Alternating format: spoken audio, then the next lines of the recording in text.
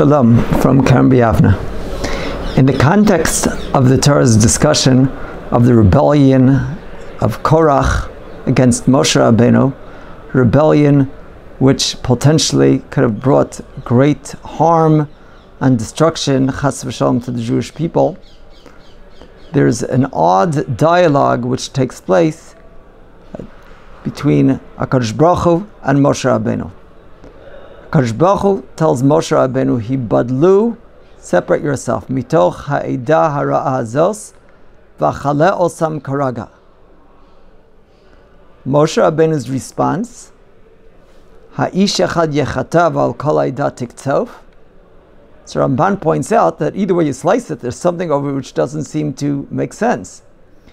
If in fact there was a large portion of the Jewish people that was involved in this sin, a significant number of leaders that were involved in the sin, then we understand that which HaKadosh Baruch Hu says, "Hibadlu mitoch ha'edah hazos." But we don't understand Moshe Rabbeinu's reaction, "Ha'ish echad yechata." It wasn't ish echad, it was many. And if in fact it was only one person, a number of a few people that sinned, then we understand what Moshe Rabbeinu is saying, but we don't understand that which HaKadosh Baruch Hu suggested, that he would destroy the Eidah. So Ramban, after quoting Rabbeinu Hananel and pointing out difficulty with his explanation, the Ramban himself suggests the following. The Ramban says that the Jewish people, on one hand, initially, they certainly sided with Moshe Rabbeinu. But Korach was a smooth talker. Korach told them that he wasn't interested in just his own best interest. He was coming for the sake of the Jewish people. He spoke in the name of equality, and that caught on. People said, "Hey, maybe this fellow Korach has something to him. Maybe he's right." And at that point, the Jewish people, or a large number, some significant numbers of the Jewish people, are meharher achar rabam, which Chazal tell us is like meharher achar shechina. And thus there was a situation where the people were deserving of punishment. But Moshe Rabbeinu came to be melamed zchus on the Jewish people. And Moshe Rabbeinu says, true, there might be some level of guilt also on the part of significant numbers in the Jewish people.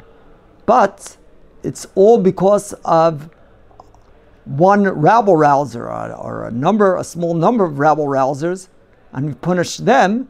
If they're put in their place, then the whole rebellion will be put down. So the idea is that we have over here a limud zchus of people that are involved in machlokas, as long as they're not the rabble-rousers. The rabble-rousers is hard to be melamed zchus. Unfortunately, nowadays we live at a time of great machlokas, great strife within the Jewish people, which is so scary, especially now the fact that we need great siyata dishmaya. So limud zchus on the rabble-rousers, on those that are deliberately, intentionally trying to create machlokas within the Jewish people for their own political purposes, those people that badmouth Israel, that badmouth the government, that try to create machlokas between one group and another, I'm not sure what sort of limud zchus there can be. But for those that are dragged along, then there is some limud zchus, and that is that their intention is not necessarily so evil, it's just they're being dragged along by those problematic leaders. Limud zchus notwithstanding, certainly the best way, the best course of action with respect to machlokas is just to stay away. There's a mashal given by the Sefer Imrei Noam, quoted by Rav Biederman, who relates that once the lion, the king of the jungle, had bad breath.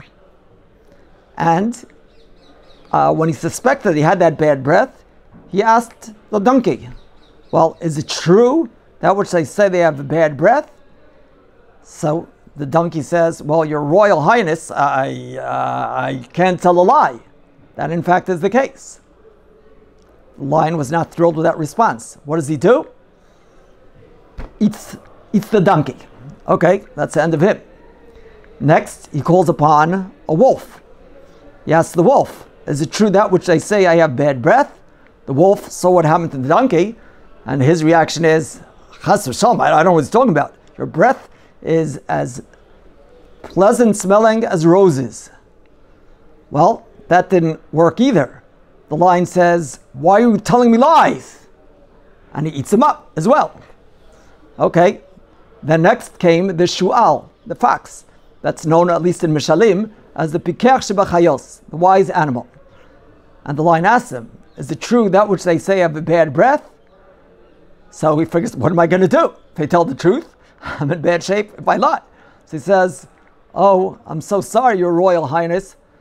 I have a bad cold. I can't smell. I can't tell. The smartest thing we could do when asked to take sides in machlokas is to play dumb, to avoid machlokas. Avoiding machlokas is something that will bring all sorts of wonderful things for us and for Klal Yisrael. May HaKadosh Baruch Hu protect us from the rabble-rousers that are causing machlokas, and may HaKadosh Baruch Hu bring upon us and all the Jewish people shalom. Shabbat shalom.